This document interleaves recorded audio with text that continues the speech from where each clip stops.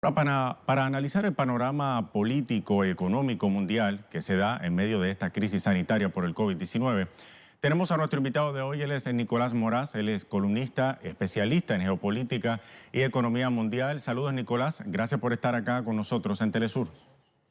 ¿Qué tal? Muy buenos días y muchas gracias por invitarme.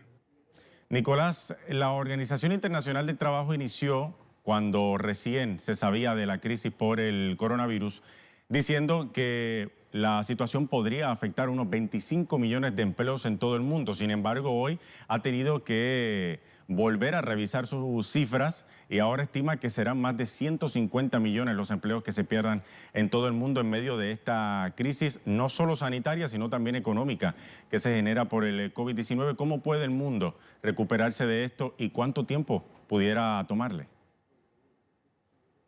Mire, para ser francos, es extremadamente difícil plantear una recuperación que lleve a la economía mundial a su estado previo antes de la declaración de pandemia. Es definitivamente devastador lo que supone el aislamiento compulsivo y general para la población, a los mercados, y cuanto más frágiles son las economías de los países, o sea, los países en vías de desarrollo, van a sufrir mucho más que los países desarrollados. Esto puede parecer una obviedad, pero ¿me escucha? Hola. Nicolás. Sí, me escucha. Sí, le escuchamos. Sí, por favor, continúe con el análisis.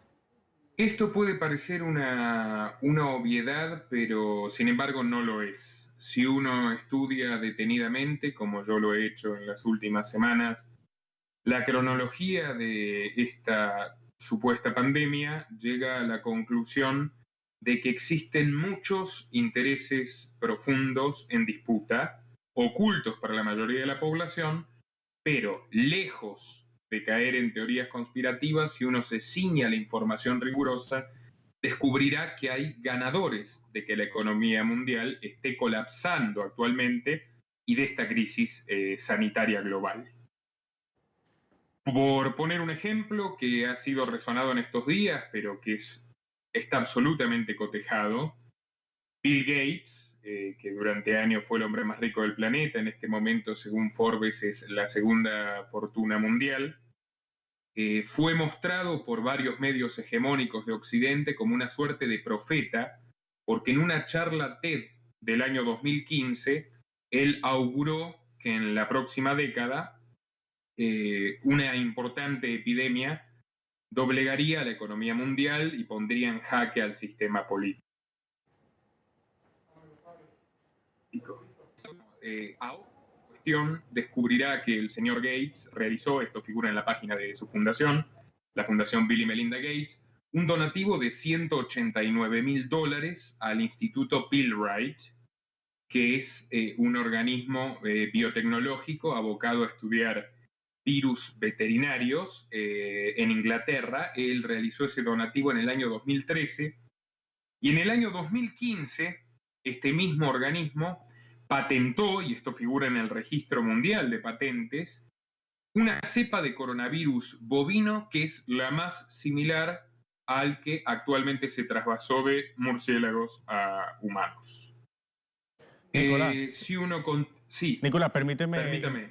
permíteme introducir aquí una cifra. Se estima que 100 millones de personas solo en el continente africano podrían perder empleos, 9 millones en Francia y alrededor de unos 20 millones en Estados Unidos. De hecho, ayer se actualizaban las cifras, más de 22 millones de personas ya en Estados Unidos solo han pedido estar dentro de las filas del desempleo.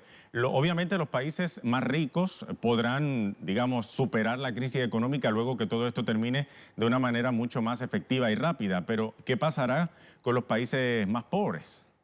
Este canal depende exclusivamente de tu apoyo. Para que siga siendo posible, por favor, entra al link de Patreon en la descripción y realiza tu donativo desde tan solo $2 por mes. Francamente, los países más pobres corren severo riesgo de ser depredados Si quiere que le ponga un ejemplo puntual y concreto de cómo se puede beneficiar un inversor ante la depredación de una economía, está el del propio George Soros, afamado especulador, autodenominado filántropo, que buena parte del mundo sabe que lejos está de ser un amigo de la humanidad. Soros invirtió el año pasado 38 millones de dólares en acciones de la farmacéutica catalana Grifols, especializada en hemoderivados, y que hoy es una de las empresas que lidera el alza bursátil de las farmacéuticas, porque promete lanzar para julio un plasma anticoronavirus, del mismo modo que ya cuenta con un contrato para la realización de test con el gobierno de los Estados Unidos. Bueno, por poner un ejemplo, en la Argentina, donde se ha heredado una situación de deuda catastrófica y la economía en general ya presentaba una profunda recesión antes de que todo esto inicie, el confinamiento total que dispuso el presidente Fernández, amenaza con derribar 10 puntos el Producto Bruto Interno, llevándonos a una situación tan catastrófica como la crisis del 2001. Y el presidente Fernández se planteaba levantar la cuarentena para este lunes y todo el país esperaba al menos un levantamiento parcial.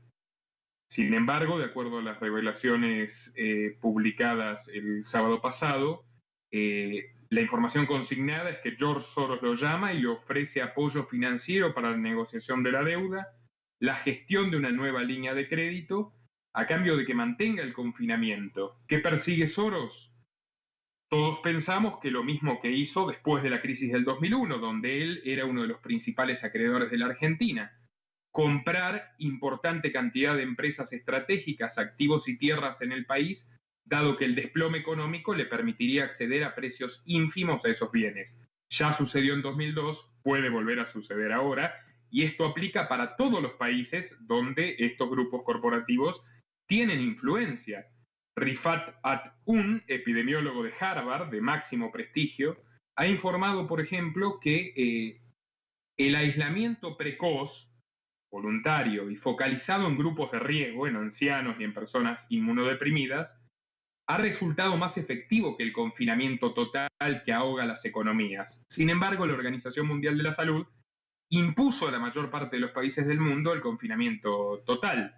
Y si nos ceñimos a las declaraciones de Germán Velázquez, que fue un directivo del Programa Mundial de Medicamentos de la Organización Mundial de la Salud, él mismo declara que la Organización Mundial de la Salud no está actuando en beneficio de la salud mundial, ni mucho menos, sino de sus donantes privados. ¿Quién es el segundo mayor donante de la Organización Mundial de la Salud? Bill Gates, que junto con la coalición de farmacéuticas Gavi y la Fundación Rockefeller integra además un proyecto llamado ID 2020, que también se ha vuelto particularmente promisorio desde que se extendió la pandemia, porque pretende realizar una suerte de identificación digital de las personas a partir de la vacunación, y ante la posibilidad de que todo el mundo se vea obligado a vacunarse contra el coronavirus en el corto plazo, esto le significaría otro negocio sumamente redituable. Nicolás, Sí. Nicolás, y hablando de esta situación económica, precisamente ayer se daba a conocer que ciertos líderes políticos de la región, en Latinoamérica, pedían al FMI comenzar a, digamos, a ver de manera precisa la situación en Latinoamérica, y además le pedían también al Fondo Monetario Internacional que interviniera con ayuda, lo que se traduce obviamente en deuda. ¿Cómo se explica que en medio de una crisis como esta haya líderes políticos que estén pidiéndole al FMI endeudar a sus respectivos países?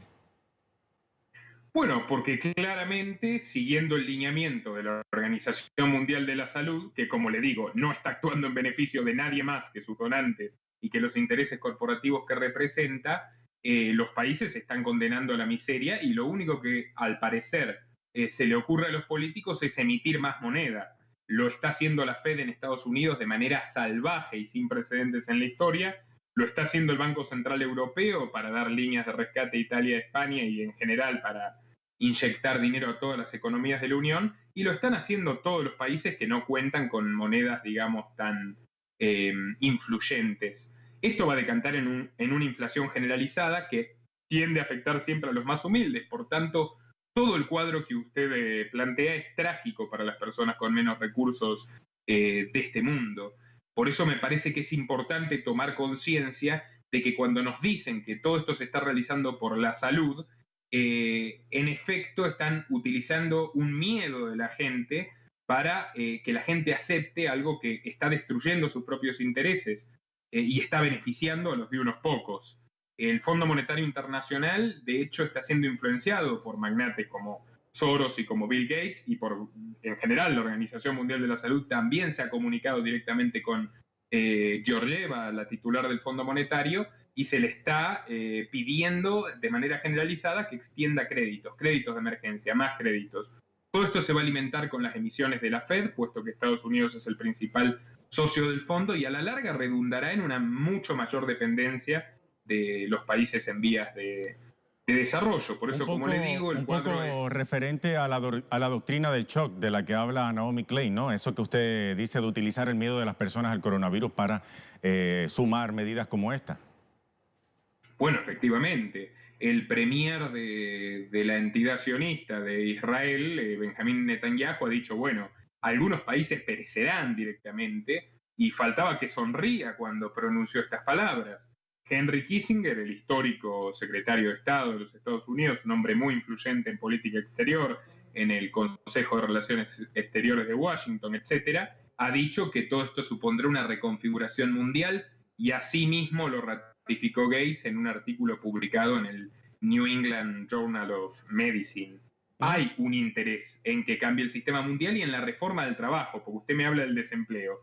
Actualmente tenemos a todos los mandatarios condicionados por Soros, lo hemos escuchado de la boca de Alberto Fernández, lo hemos escuchado de la boca de muchos otros premiers en la región y en el mundo, que se avanzará hacia el teletrabajo, incluso hablando de que el teletrabajo también conllevaría una baja de sueldos porque hay menores costos de traslado, menores costos en general, supuestamente para las personas que trabajan desde su casa. Una baja de sueldo que para los grandes intereses económicos ciertamente les beneficiaría. Lo cierto es que mañana aún no se sabe qué ocurrirá cuando culmine toda esta pandemia y cómo quedará reestructurada la economía, Diego, y la política social mundial. Nicolás. Claro, para cerrar, no solo la baja de sueldos podría redundar en un beneficio, muchas empresas quebrarán y se verán sumamente afectadas, pero puntualmente los titanes tecnológicos, como es el caso del señor Gates, ya lo sabemos, fundador y propietario de Microsoft, y muchos otros, como el señor Zuckerberg y demás, se verán ampliamente beneficiados por partida doble. Primero, porque el teletrabajo supone mayor demanda de sus servicios. Y segundo, porque la gente ya está consumiendo mucho más redes sociales por el mero hecho de estar encerrada en sus casas y tener que entretenerse. La prensa hegemónica también ha aumentado sus ganancias y ha recuperado credibilidad después de años de caída. O sea, insisto, hay que focalizarse en los beneficiarios, como decía el gran filósofo Voltaire, para saber quién gobierna realmente sobre ti, dirige tu mirada a quienes no estás autorizado. Así es. Y mientras tanto vamos a ver qué ocurre, Nicolás. Gracias por haber estado con nosotros. Un placer, gracias a ustedes. Hasta la próxima. Este canal depende exclusivamente de tu apoyo. Para que siga siendo posible, por favor, entra al link de Patreon en la descripción y realiza tu donativo desde tan solo $2 por mes.